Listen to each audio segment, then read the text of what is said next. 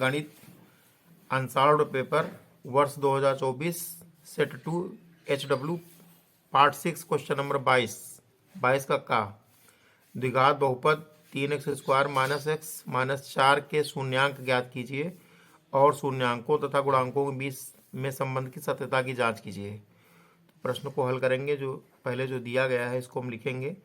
ये लिखा है 3x² - x -4, ये x के रूप में है तो पॉलिनोमियल ऑफ x बनाए। Polynomial of x = 3x² - x -4 दिया गया है। और इसके शून्यांकों ज्ञात करना है तो शून्यांक ज्ञात करने हेतु शून्यांक ज्ञात करने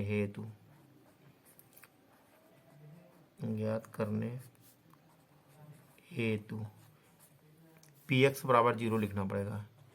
px बराबर 0 यानी पॉलिनोमियल ऑफ x जो है 0 को बराबर करना पड़ेगा। पॉलिनोमियल ऑफ x की वैल्यू ये है तो px बराबर लिखा है 3x² - x -4 = 0। तो अब यहाँ पर सबसे पहले 3 लिखा तो 3 लिखेंगे, गुणे लास्ट में 4 है 4 लिखेंगे, 3 चौक 12 आया। अब कोई ऐसी दो गिनती लेंगे जिनको गुणा करेंगे 12 हो जाए, लेकिन उनका अंतर 1 आना चाहिए। यही होगा 4 3 12। तो 4 में से 3 जाएगा तो 1 बचेगा। तो यहाँ हो जाएगा 3x² माइनस इसकी जगह पर लिखेंगे 4 - 3 और x लिखेंगे -4 लिखेंगे बराबर 0 हुआ। तो आया 3x² -4x minus plus 3x आया -4 आया बराबर 0। यहाँ से जोड़ा बनेगा। ये पहला जोड़ा इतना हुआ, इस जोड़े में x कॉमन है, यहाँ बचा 3x -4 और प्लस यहाँ 1 कॉमन है, यहाँ बचेगा 3x -4 = 0। 3x -4 यहाँ भी है, 3x -4 यहाँ भी है, तो यही पूरा ब्रैकेट 3x -4 वाला कॉमन हो जाएगा। बचेगा x + 1 बराबर 0। तो अब यहाँ बाउंड्री खींचेंगे, लिखेंगे इधर लिखेंगे 3x -4 = 0, यहाँ लिखेंगे x + 1 = 0। तो यहाँ से हो गया 3x = -4 उधर जाएगा प्लस में 4 हो जाएगा, x will be = 4/3 और यहाँ पर x बराबर -1 आएगा। तो शून्यक 2 हुए, शून्यक अतः शून्यक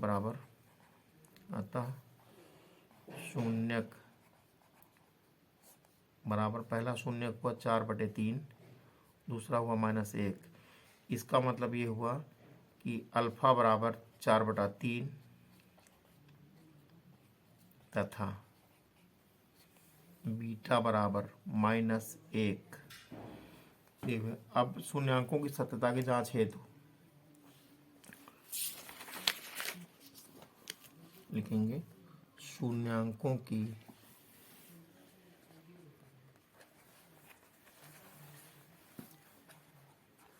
सत्यता की जांच हेतु शून्यांकों के योगफल यानी अल्फा प्लस बीटा बराबर होता है -b/a। तो यहाँ से हम देखेंगे अल्फा का मान है यहाँ पर 4/3, तो लिखेंगे 4/3 और प्लस बीटा का मान है -1, यहाँ -1 लिखेंगे। ये बीटा का मान -1 यहाँ लिखा हुआ है। तो यहाँ से अगर हम द्विघात समीकरण से तुलना करें तो यहाँ पर इससे हो जाएगा हमारा a बराबर यहाँ पे होगा 3 और b बराबर होगा -1, c बराबर होगा -4। तो यहाँ हुआ हमारा -b का मान यहाँ पर है -1, तो -1 ब्रैकेट में लिखेंगे अपान a का मान यहाँ 3 लिखा तो 3 लिख देंगे। तो ये इधर हो गया 4/3 -1 है और इधर है माइनस प्लस 1/3 है। तो लघुत्तम लेंगे 4 तो यहाँ ही -3 एकन्नम 3 हो गया बटे पूरे में 3 सॉरी बराबर यहाँ 1/3 आया। तो 4 में से 1 जाएगा, 4 में से 3 जाएगा तो 1 ही बचेगा, यहाँ भी बराबर लगा देंगे। 1/3 ये हो गया बराबर 1/3 इधर भी आ गया। तो हमने देखा कि LHS बराबर RHS।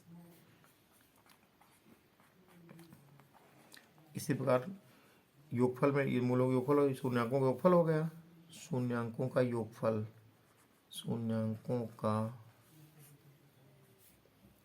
योगफल।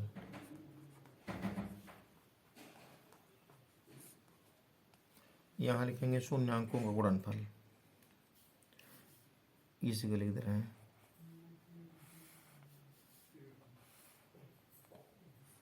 शून्यांकों का गुणनफल अल्फा इंटू बीटा बराबर सी बटा ए। तो अल्फा का मान है 4/3 इंटू बीटा का मान -1 है, सी का मान है, यहाँ पर देखेंगे सी का मान है -4, ए का मान है 3, तो ये -4/3। इसको हल करेंगे, -4 का -4 ये -4 लिखा है, गुणा करेंगे -4 आएगा, बटे वाला 3 हो गया इधर, और इधर भी -4/3, ये दोनों आपस में बराबर हैं, तो यहाँ बराबर चिन्ह लगा देंगे। यहाँ भी लिखेंगे LHS बराबर RHS। तो लिखेंगे अतः शून्यांकों तथा गुणांकों के बीच संबंध सत्य साबित हुआ। योग में भी LHS RHS बराबर आ रहा, और गुणनफल में भी LHS RHS बराबर आ रहा। तो लिखेंगे अतः शून्यांकों तथा गुणांकों के बीच संबंध सत्य साबित हुआ।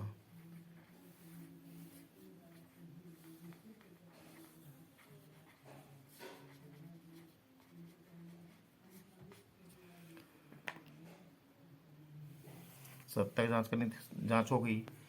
अब क्वेश्चन नंबर 22 खा, 22 खा में लिखा निम्नलिखित रैखिक समीकरणों के युग्म को हल कीजिए। तो हल करेंगे, यहाँ पर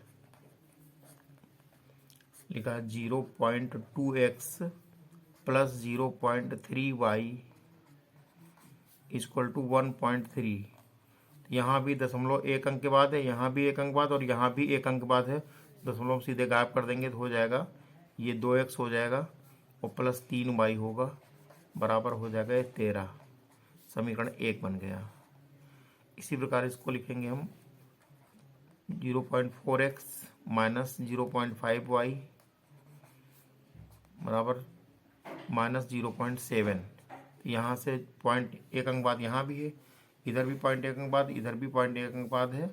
तो सीधे इसको लिख सकते हैं कि 4x माइनस 5y बराबर 7। समीकरण 2 हो गया। इन दोनों को हल करेंगे हम। तो हल करने के बाद हमारा आंसर आएगा। तो समीकरण 1 को अगर हम 2 से गुणा कर दें, गुणा करके 2 से घटा दें, लिखेंगे समीकरण 1 को 2 से गुणा करके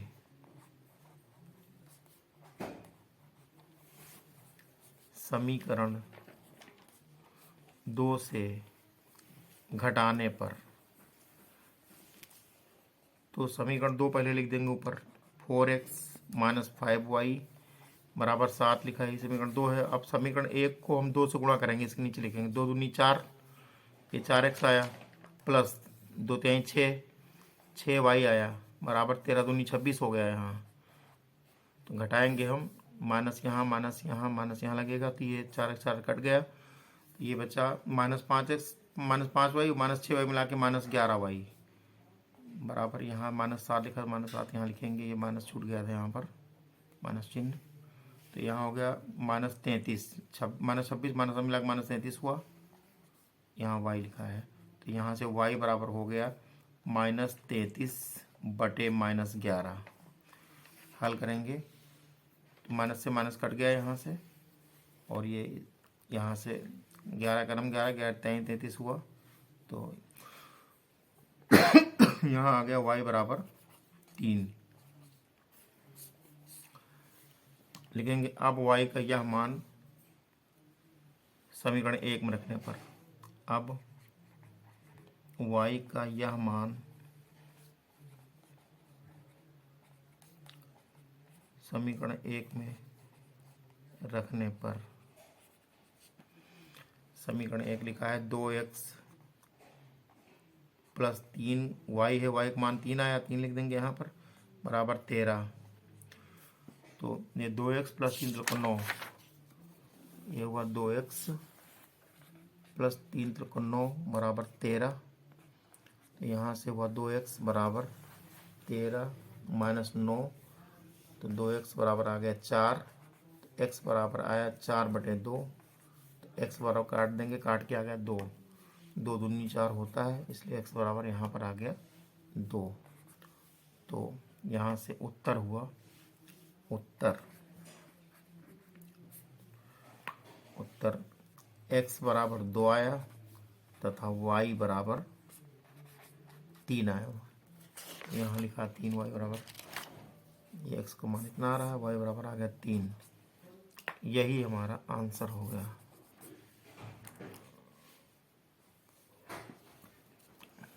प्रश्न 22 गा,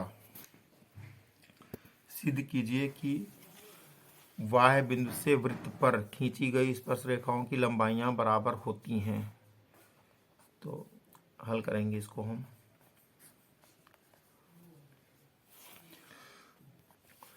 तो पहले हम एक वृत्त बनाएंगे, ये हमारा वृत्त बन गया।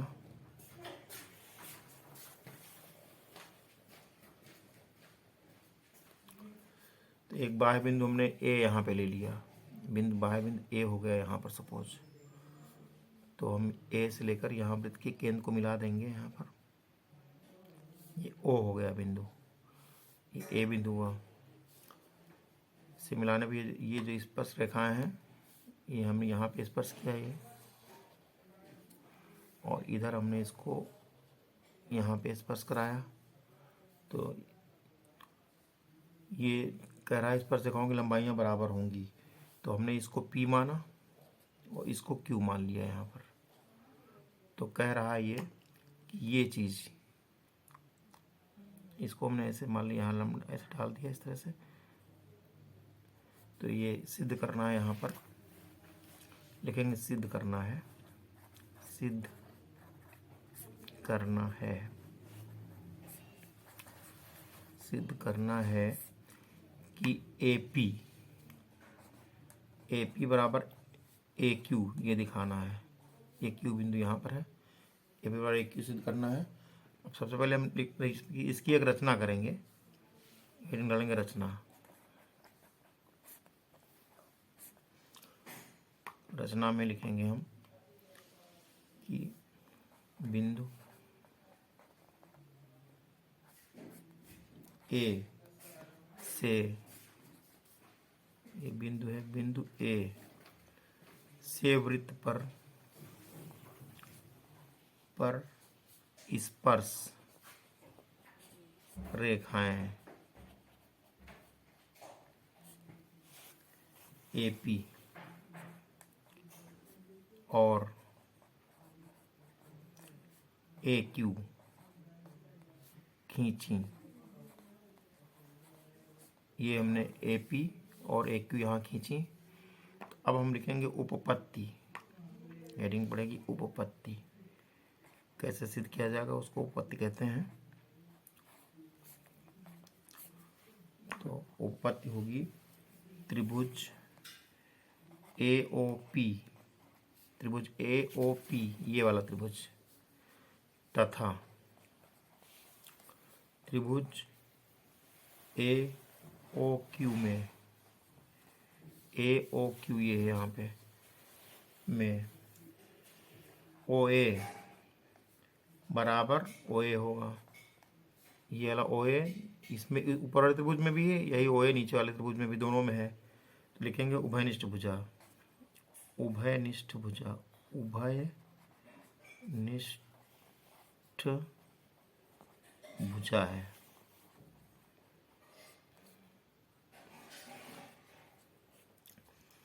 फिर कोण APO बराबर हुआ कोण AQO, प्रत्येक नब्यांश का यानी ये भी 90 अंश का होगा और ये भी 90 अंश का, ये भी 90 अंश का होगा, इधर ये भी 90 अंश का होगा। लिख देंगे प्रत्येक 90 अंश, प्रत्येक 90 अंश है।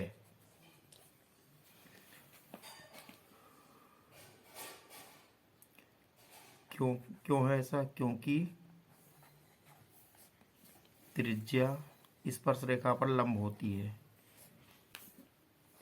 स्पर्श रेखा पर लंब होती है, स्पर्श रेखा पर लंब होती है।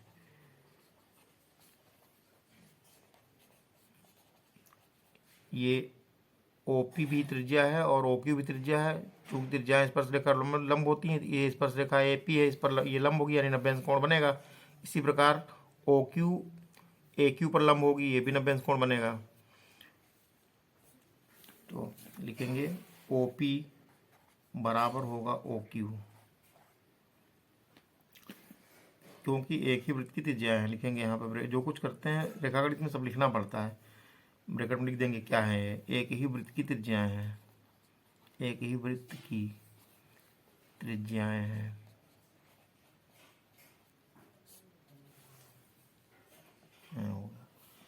फिर अतः, जब एक ही वृत्त त्रिज्या अतः भू को भू, भुजा कोण भुजा से, भू को भू, भुजा कोण भुजा के अनुसार, भू को भू के अनुसार, यानी भुजा कोण भुजा है, भुजा कोण भुजा, ये भुजा इसके बराबर, ये भुजा दोनों में कॉमन है, ये कोण इसके बराबर, इसलिए भुजा कोण भुजा के अनुसार दोनों त्रिभुज सर्वांगसम होंगे। त्रिभुज ए ओ पी सर्वांगसम है त्रिभुज ए ओ क्यू के। तो जब सर्वांगसम तो सब अंग बराबर होंगे, यानी ये भी बराबर होगा, अर्थात ए पी बराबर होगा ए क्यू के। यही हमको सिद्ध करना था। लिखेंगे यहाँ इति सिद्धम, इति सिद्धम, ये सिद्ध हो गया यहाँ पर। क्वेश्चन नंबर 22 घ में लिखा हुआ, एक त्रिभुज की भुजा BC पर एक बिंदु D इस प्रकार है कि ADC बराबर BAC। सिद्ध कीजिए कि CA स्क्वायर बराबर CB गुणे CD। हल करेंगे इसको हम 22 घ को। तो त्रिभुज बनाएंगे पहले हमें, ये हमने त्रिभुज बनाया,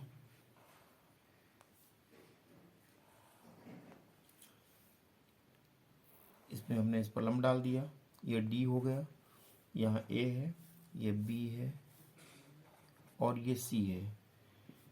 तो इसमें दिया गया है, लिखेंगे दिया है कोण ADC बराबर कोण BAC। त्रिभुज ABC तथा त्रिभुज DAC में, त्रिभुज ABC पूरा हुआ ABC और DAC इतना हुआ, में कोण ACB बराबर होगा कोण DCA तथा दिया है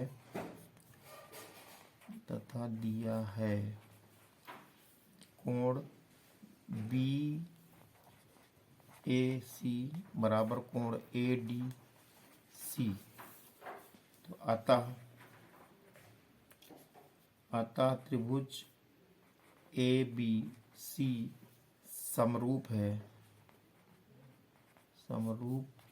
है त्रिभुज DAC के। तो लिखेंगे AB की संगत भुजा, AB की संगत भुजा बराबर DA तथा AC की संगत भुजा बराबर DC एवं BC की संगत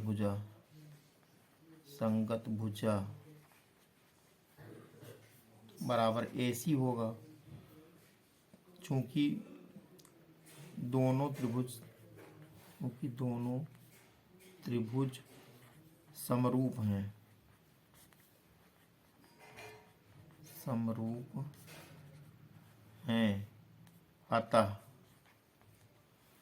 अतः ए बी बटे डी ए बराबर होगा ए सी बटे डी सी, यही बराबर होगा बी सी बटे ए सी। लिखेंगे अब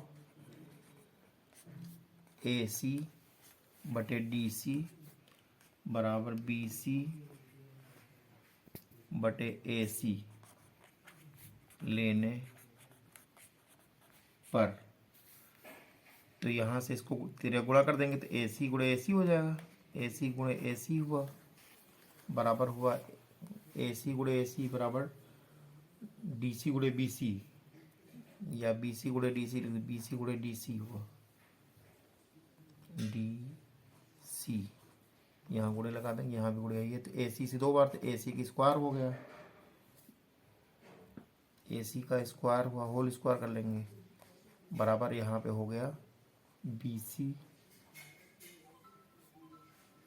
गुणे सी डी का, डी सी को सी डी लिख सकते हैं और ए सी को हम लिख सकते हैं सी ए, जिसमें पहले सी ए स्क्वायर बराबर बी सी गुणे सी डी, यही सिद्ध करना था तो लिख देंगे इति सिद्धम, इति सिद्धम।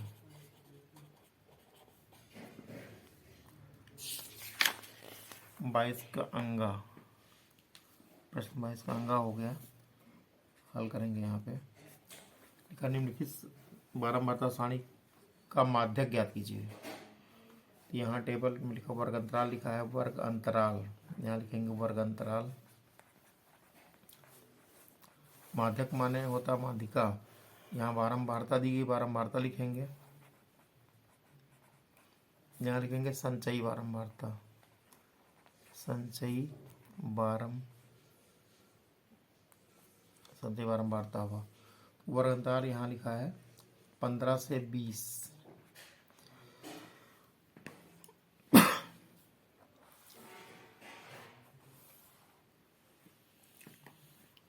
इसमें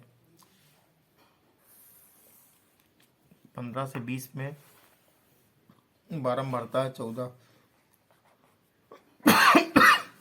फिर 20 से 25 बारंबारता 56 है, 25 से 30 बारंबारता 60 है, फिर 35 से 30 हुआ, फिर 30 से 35 लिखेंगे, 30 से 35 बारंबारता 86, यहाँ 86 लिखेंगे, फिर 35 से 40 बारंबारता 74 है, फिर 40 से 45 बारंबारता 62 है, फिर 45 से 50 बारंबारता 48 है, यहाँ लिख देंगे हम। अब यहाँ से योग लिखेंगे, यहाँ n बराबर हो जितना है वो लिखेंगे। संचयी बारंबारता बनाएंगे, पहले ये 14 14 हो गया, यहाँ सामने लिख देंगे। 14 में 56 जोड़ेंगे हम, 14 में 56 जोड़ने पर आएगा 70, और 70 में 60 जोड़ेंगे 130 हो जाएगा। 130 में जोड़ेंगे हम 86 तो हो जाएगा 216, फिर 216 में 74 जोड़ेंगे हो जाएगा 290, 290 में 62 जोड़ेंगे 352 होगा, 352 में 48 जोड़ेंगे 400 हो जाएगा। तो संचयी बारंबारता का अंतिम पद यही बारंबारताओं का जोड़ होता है 400, यहाँ भी लिखेंगे हम। तो अब लिखेंगे यहाँ n/2, n/2 बराबर होगा 400/2, यानी आ गया 200। तो हम देखेंगे n/2 का मान यहाँ 200 आ रहा, ये किसके अंतर्गत आएगा, n/2 का मान आया यहाँ 200, तो हम देखेंगे 200 संचयी बारंबारता में किसके अंतर्गत आ रहा, 216 के अंतर्गत आएगा 200। तो ये यहाँ से ये एल हुआ है, इसको एल कहेंगे 30 को, और ये हमारा एफ है, और ये सी एफ है। एक संचय वार्ता एक 12 मतलब सामने एक पहले वाला, ये सी एफ हुआ। तो यहाँ लिखेंगे माध्यिका, ये लिख देंगे। पहले क्या कर दिया, एल बराबर है 30 और एच बराबर 5 का अंतर 5 हो गया, और फिर एफ दिया गया, एफ बराबर लिखा है 86 और सी एफ बराबर है 130। तो माध्यिका बराबर लिखेंगे, माध्यिका सूत्र होता है माध्यिका का, माध्यिका बराबर होता है L plus n/2 minus C F बटे एफ गुणे एच। तो यहाँ से एल का मान 30 है, प्लस n/2 का मान यहाँ 200 आया तो 200 लिख देंगे हम, माइनस सी एफ है 130 बटे एफ का मान 86 है, गुणे एच का मान है 5। तो यहाँ से हो गया 30 प्लस 200 से 130 जाकर बचेगा 70 बटे 86 गुणे 5, ये 30 हुआ, प्लस 0 आ गया, 5 सत्ते 35,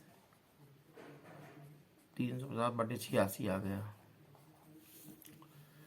तो अब हम इसको हल करेंगे, 30 तो है ये है, 350 को 86 से भाग देंगे तो आ जाएगा 4.07, जोड़ेंगे हो जाएगा 34.07।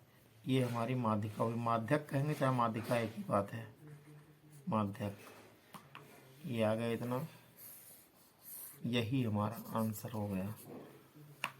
क्वेश्चन नंबर 22 चा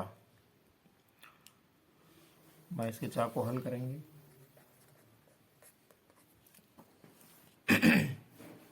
लिखा है, एक पासे को एक बार फेंका जाता है, निम्नलिखित को प्राप्त करने की प्रायिकता ज्ञात कीजिए। पहला खंड है, पासे को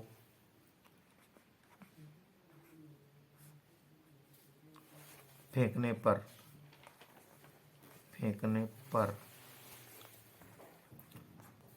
आने की संभावना, फेंकने पर कुल संभावना होगी पासे पर, या तो 1 आएगा या 2 आएगा या 3 आएगा या 4 या 5 या फिर 6 आएगा। तो पहला पार्ट में क्या कहता है, कह रहा है कि पहला पार्ट यहाँ ना लिख के यहाँ लिखा जाए। पहला पार्ट, एक अभाज्य संख्या लिखेंगे, एक अभाज्य संख्या प्राप्त होने की संभावना है। एक अभाज्य संख्या आने की संभावना, एक अभाज्य संख्या आने की संभावना। अभाज्य संख्या इसमें 2 है, 3 है, 5 है, तो ये हो गई 2 3 5। कुल अवयव 3 हो गए यहाँ पे, 1 2 3, यहाँ 6 अवयव हो गए। तो प्रायिकता बराबर होता है आने की संभावना बटे कुल संभावना। आने की संभावना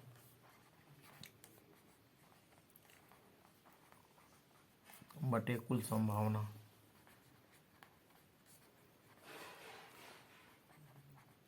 तो आने की संभावना यहाँ पर 3 है, कुल संभावना 6 है, बराबर 3/6 हुआ। इसको हम हल करेंगे तो 1/2 आ जाएगा, 3 का नम 3, 3 दूनी 6। तो पर इसका मतलब हुआ प्रायिकता बराबर 1/2। पहले का आंसर हो गया।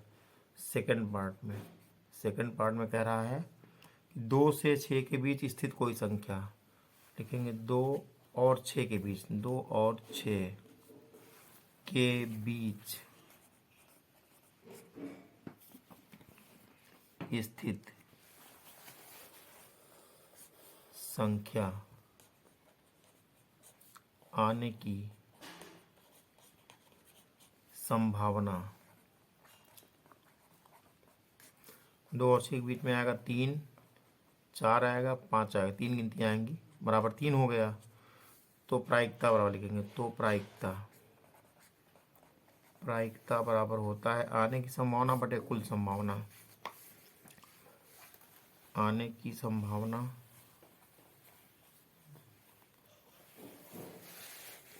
बटे कुल संभावना।